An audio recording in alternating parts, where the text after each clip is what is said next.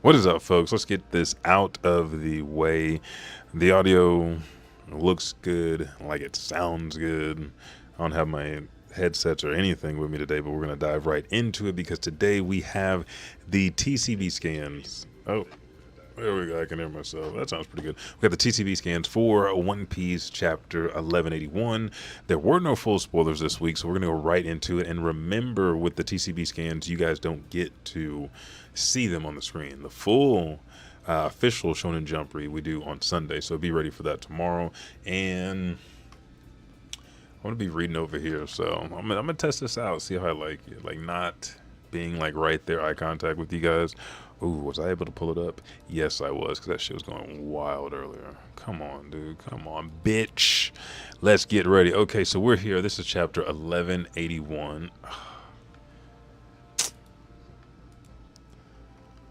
Don't do this to me. Don't you fucking do this. Why is it coming up like a... Why is it coming up like that now? Let's see. There's another place where I found the scans. Let me go there. Because for some reason these are not gonna let me read them. Okay, here we go. TCB scans, chapter 1181, a god and a devil. Now let me make sure wording is the exact same. Yes, perfect. Now we have a cover request by Nakahara Michi. Carrot sings as she strolls over sleeping panda sharks at sea. And it's cute because they're all in a row. She's walking over them. The last one that she walked over is up. Looking at her, she carries a basket of carrots from a carrot town, Ninjin Park, and now she's heading to Zhao. And then there's another arrow pointing to a panda shark, but you can't tell. It says KO, maybe? I don't know where that is. But we get into the chapter, and it starts with memories from 14 years ago. And we see Ahur's castle, and we see Harold broken down on his back when Chief Jarrah and Loki were holding him down, saying, "I'm the worst king in history of Elbaf. You must kill me and take the throne, Loki." And then Loki's looking down with his eyes covered, that little fucking kind of Kuwabara look, saying he was only 144 at the end. Giants usually live to 300. He died too soon. You tricked my dad, right? That makes you responsible for his death. And Imu, looking like a total piece of shit, just sits there and says, "The one suffered most from that inconvenient was Mu." Then we see, without hesitation, Loki has both hands on Ragnir, swinging it down. You see hockey coming out of Ragnir. Is this Loki's hockey? Is this Radataskar's hockey? I think it is combined because Radataskar is in tune with Loki. And we see black flames on the ground in front of Loki and in front of Imu, and Loki says, "Damn you, back then," and we hear a rumbling in the sky as clouds form. Then we see black hockey coming from the clouds, and we see the picture back in the past where Harold was stabbed through the back and all through his chest when Loki and Jarrah entered the throne room. And he continues to think what his dad says. Harold goes, "I don't care about how I'm remembered." Loki is bearing down, gritting his teeth, coming forward with Ragnir. Then we see a panel of Imu just standing there looking, and then it's back to Harold's smile before he dies. He said, "That's not important. The only thing that matters is securing Elbaf's future." Or maybe he was smiling. Maybe this wasn't when he died. No, it was, because he doesn't have his horns. I was going to say maybe this was earlier when Loki was young. But no, all these memories are from the end. Everything that happened at Ahur's castle 14 years ago. Then in the background, as we see lightning veer down towards what we can only assume is Ragnir and Loki, there is a huge fucking sword in the background, bigger than shit. So I thought Loki and them could wield it because we're like, oh, it's got to be an ancient giant. And then you look at it like, no, it's somebody bigger than a fucking ancient giant. It's either Mu or the devil that Mu stole power from, or Luffy, some shit like that. But we hear Loki say out back then, after Harold says that's not important, the only thing that matters is Elbaf's future, he says, "Isn't that right?" As the lightning comes down, and Loki says, "Back then, what did you do to my father?" And we see Ragnir light the fuck up as lightning strikes it, and he goes, "Ragna Izuchi," as he bears all his weight down, swinging towards Imu, and without hesitation, Imu pulls up a devilish, damn near Gecko Moria. shadow type black flame, and then pushes it forward, and Ragnir and the flame, like everything else, whenever COC hits, they do not touch, but they stop one another. We see flames kind of go towards this monster, this flame entity that Imu has stopped Ragnir with, and then we see an explosion. Black flames and smoke, lightning and smoke, both have come to a head, hitting and colliding, and then we see Lilith Vegapunch reaching for, who the fuck is that? Because the hair is not dark. It's Vegapunk and Bonnie. But if I remember, like, Nico Robin was with him, right? Because the only other one we have their size is Nami. And it can't be Sanji. Maybe it is Sanji. Was Sanji with Bonnie and I thought he was with, I have to go back to the last chapter, but maybe it's Sanji flying. I doubt it, since, you know, Sanji's got his own fight. But we see Jinbei with his hand covering, protecting Nami, and Usopp standing off to the side. No, Frankie standing off to the side, because remember, Brook and Usopp are still down. Then we see Loki lift his hammer up, looking down. He's like, I can't believe he tanked that. As Imu has a circle of black flames around him. Imu just looks, and Loki says, what's with these black flames? What sort of power do you have? Imu takes his hand out, and we know what's happening. He says, Omen, and then his hand expands. The bicep, the form expands as it gets bigger, and he says, Omen is simply Mu's military might. And then he continues to grow. He's not as tall as Loki, but he's bigger than a normal giant. His horns are about to Loki's chin, and Imu looks as Loki's already rearing back, and Loki's like, gigantification, and Imu takes the spear sword that we saw when he first arrived in Elbaf, and on the end of it we see the black demon face, again like another goddamn Gecko Moria shadow, just bearing down, mean face, all these black flame fangs, and he starts to swing his spear, or what's a bow staff now. It's coming straight towards Loki, and Loki hits that goddamn flame, what is now a mace, with Ragnir. And it's crazy because it has horns just like Imu.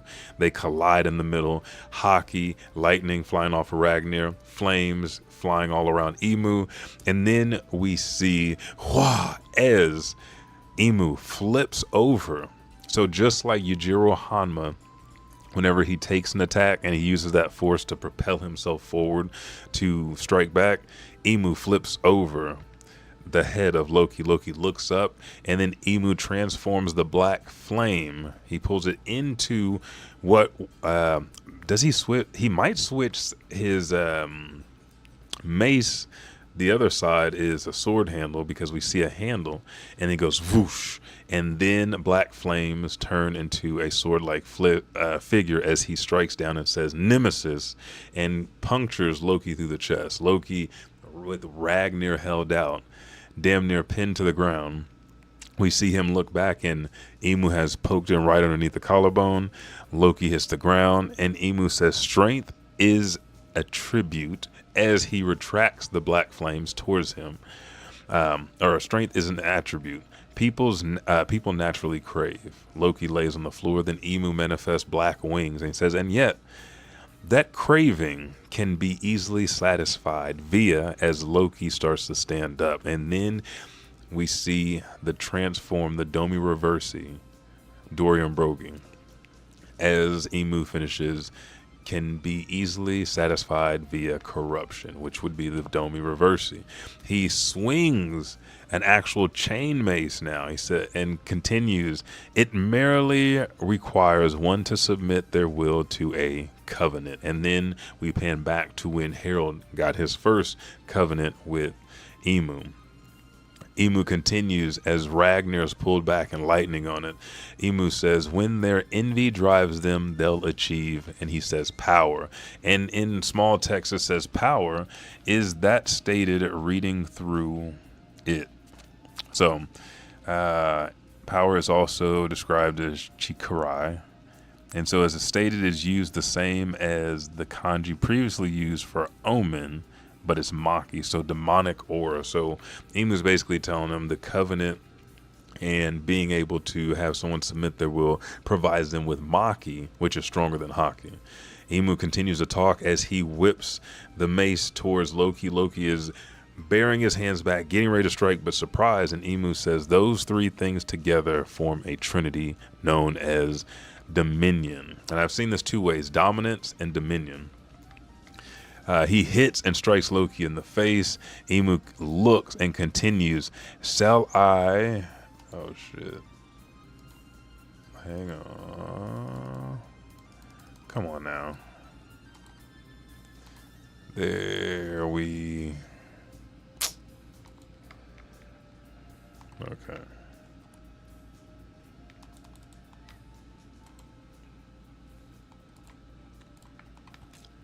Hang on, we're coming back.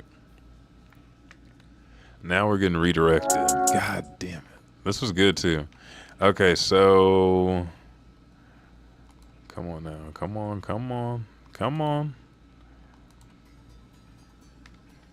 Let me see if I can pull up another pair of scans. Okay, one. Okay, we were on page... Nope, 12 is too far. Let's say 10. Close. We had to be on like 7 then. Okay, 7 is Nemesis. Page 8. There we go. He talks about the covenant. He says those three things together form a trinity, which, let's just go over that part again. He says that craving can be easily satisfied via corruption. He's talking about power. It merely requires one to submit their will to a covenant. When their envy drives them, they'll achieve power. Those three things together form a trinity known as dominion. And he says, shall I grant thee the power of God? After he strikes Loki in the face and the mace explodes and Loki's standing on the tiptoe, still holding Ragnir. And Imu continues, in one step, thou wouldst go far beyond humanity. Loki coughs up blood, and he's got, thought he had a tooth missing. It's just out of his nose, on his face, still bandaged on his eyes. Imu looks surprised because next thing he knows, he looks up and the hammer Ragnir is right in front of his face. Loki strikes down and he says, I don't want it, as he hits with lightning, hockey, and everything he has, crushing and smashing Imu into the fucking ground. Next panel, we see crack, crack, creak, creak as Elbath itself, branch, whatever fucking branch they're on, is shaking violently. Imu's still on the ground, or within smoke, as we see hockey and flames come out. Loki sitting on the ground, legs crossed, Ragnir in front, huffing, wheezing. He says, so, God's dominion. He says, that's your power? And he starts to wheeze. He says, it sounds more like a deal to the devil with me, or a deal with the devil to me. And he says, is there a difference? And when we hear, is there a difference, we see a black shadow tail and almost looks like black dripping ooze, and Loki, his head is down. He's shocked, and then it's Imu's face with the Rinnegan saying, between a god and a devil. Again, Davy D. Jones, I think there was something, a promise made with a devil or power stolen. Maybe the first Joyboy, the Liberator, was Davy D. Jones. We continue. He says, is there a difference between a god and a devil? And then Loki stands up with Ragnar's hand. He says, beats me. He says, I just know I ain't going to let myself be dominated by anyone. Imu in the air with his wings now, hovering as Loki stands in front of him. Imu with his wings, and slightly above him, probably about chest down, is from Loki's top horn to Loki's elbow. So that's how big Imu has become. Imu says, the world itself rejoices in a state of dominion.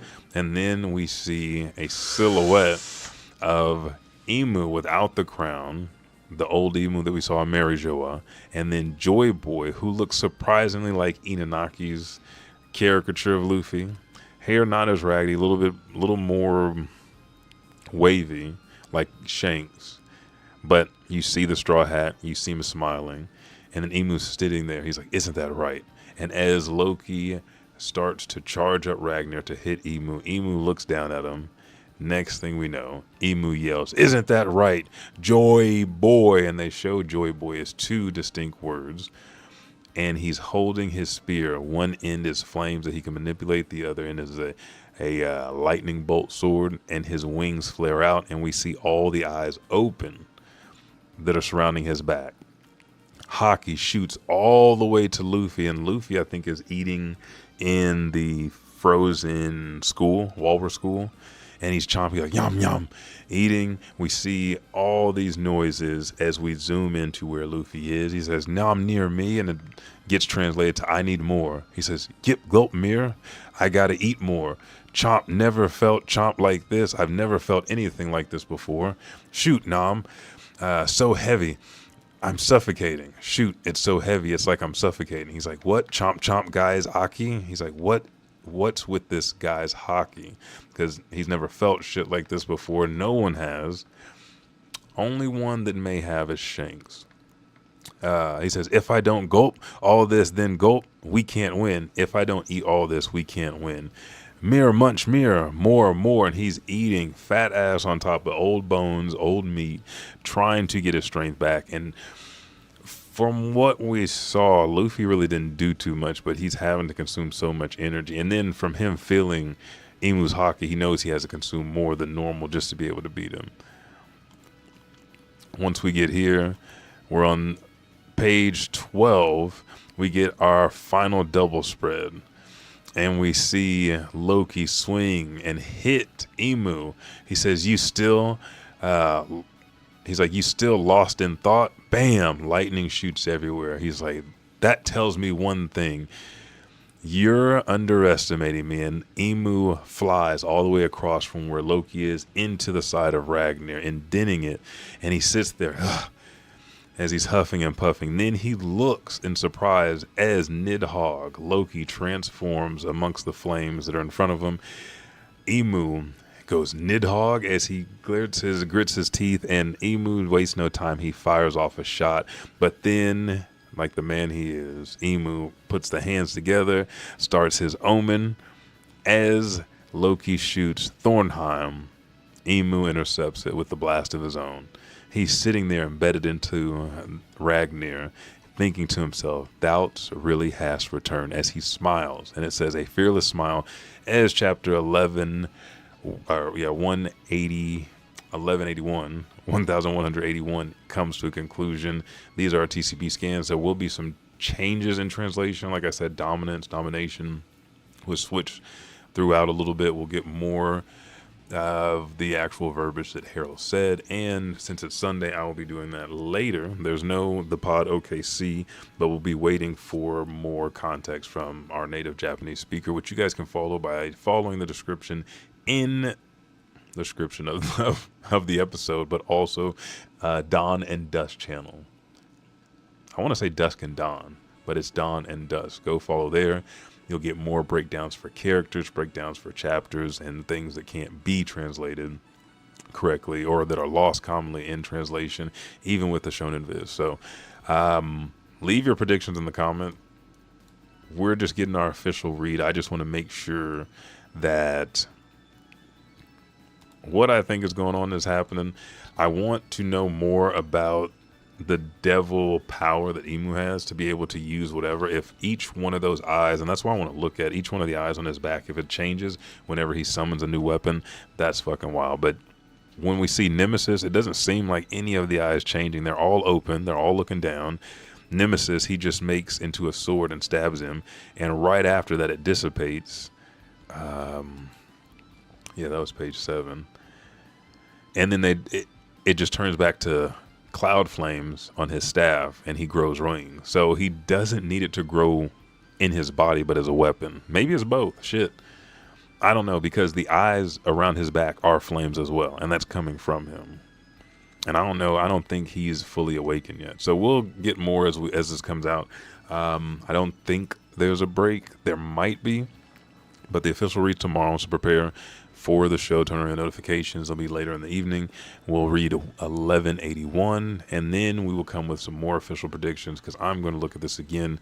I've got to go to sleep. I've got some bullshit to do early at work today, so I need to get a couple hours in.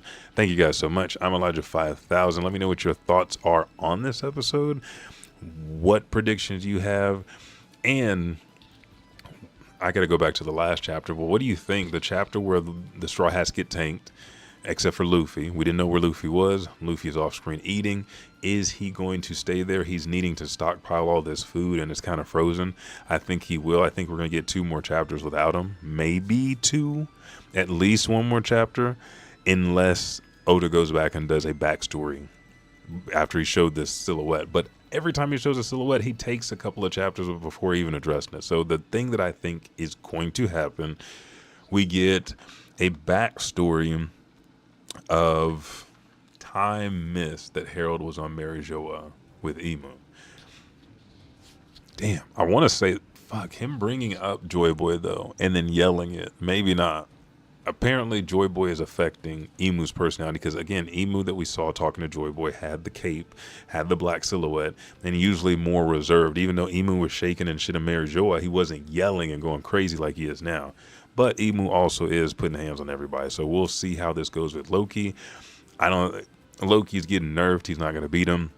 We see he's strong, but it's still not enough. I think that Imu is happy because this was the battle. This was the god that fought against the previous owner of Ragnir, and Ratataskar was the champion because he had Nidhogg. So this isn't the first time they fought. I think we will get a backstory of that fight. I think we're getting more Elbaf history before we get Imu and Mary Joa shit and Joyboy. So let me know what you think. I'm Elijah 5000. Thank you guys so much. I'll catch you in the next stream. Peace. Have a great day.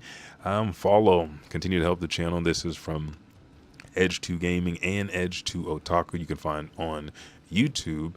All streams are here on twitch.tv/Twitch, and show our sponsors some love, meats.com and switchery.com.